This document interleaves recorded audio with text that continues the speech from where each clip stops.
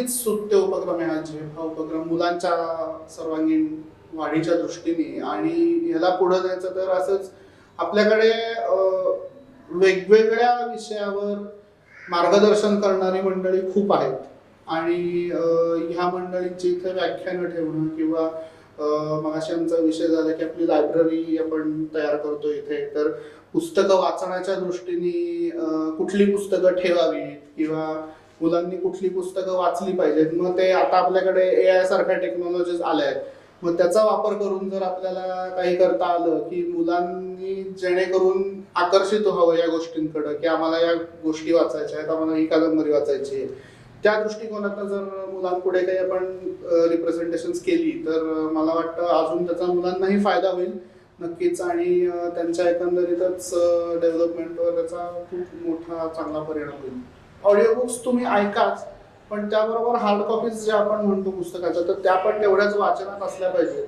किंवा जर आधी हार्ड कॉपी वाचलेली असेल आणि त्याच पुस्तकाची ऑडिओ बुक्स आपण ऐकली तर त्याचा एक वेगळा कंगोरा आपल्या लक्षात येतो. कारण शेवटी जे शब्द कानावर पडतात त्याचा परिणाम एक वेगळा असतो, कारण त्यातूनही खूप गोष्टी शिकण्यासारख्या असतात.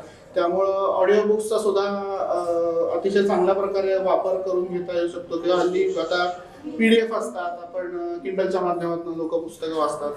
मला वैयक्तिकरित्या विचाराल तर मी तेवढा किंडल प्रो नाहीये. मला हातात पुस्तक घेऊन वाचायला आवडतं किंडलपेक्षा.